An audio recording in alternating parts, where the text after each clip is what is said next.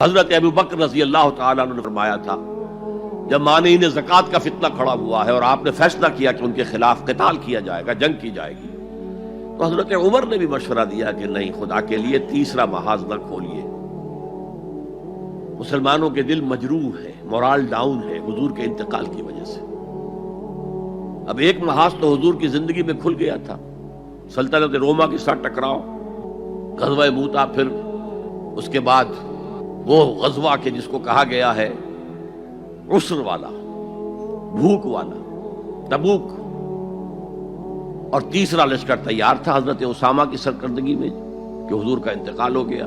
اب حضرت ابو بکر نے فوراً روانہ کر دیا، حالانکہ کچھ صحابہ کی رائے تھی کہ آپ اس کو لشکر کو نہ بھیجیں، اس وقت صورتحال خراب ہے، کاؤنٹر ریولوشنری موومنٹ جیسے میں نے کل کہا تھا اٹھ سکتی ہے، اور ہماری ساری طاقت ہمارے پاس ہونی چاہیے تاکہ ان کاؤنٹر ریولوشنری موومنٹس کو کچلا جا سکے۔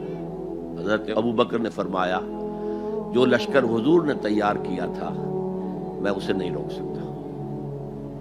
اب حضرت عمر نے ان سے کہا اب تیسرا محاذ تو نہ کھولیے،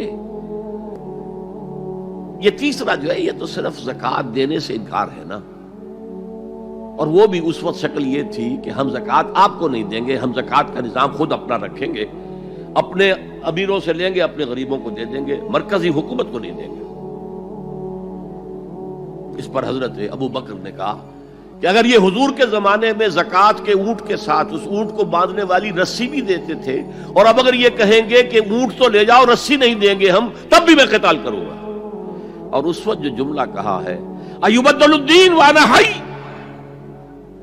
کیا دین میں تغیر کیا جائے گا جبکہ میں ابھی زندہ ہوں؟ میرے جیتے جی یہ کام نہیں ہو سکتا۔ ہمیں کبھی احساس ہے ہم زندہ ہیں، عیش بھی کرتے ہیں، اچھے سے اچھا کھاتے ہیں، اچھے سے اچھا پہنتے ہیں، دین کس حال میں ہے، کہاں ہے؟ پاؤں تلے کچلا جا رہا ہے، استہزاء ہو رہا ہے، تمسخر کیا جا رہا ہے۔ اور یہ نہ سمجھیے کہ میں کوئی ہندوستان کی بات کر رہا ہوں، نہیں، تمام مسلمان ملکوں میں یہی حال ہے۔ ہر جگہ پر کہیں بھی صحیح اسلامی حکومت قائم نہیں، اسلامی نظام قائم نہیں۔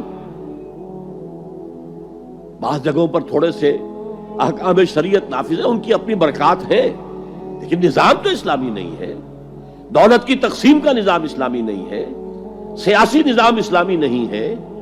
اس اعتبار سے ہمارے اندر شدید نفرت تو ہو، اگر یہ نفرت بھی نہیں ہے، اگر بے چینی بھی نہیں ہے، کوئی کڑھن بھی نہیں ہے، فرمایا ذالک اضعف الایمان، یہ ایمان کا کمزور ترین درجہ ہے۔ کیا معنی؟ اس کے بعد پھر ایمان نہیں ہے۔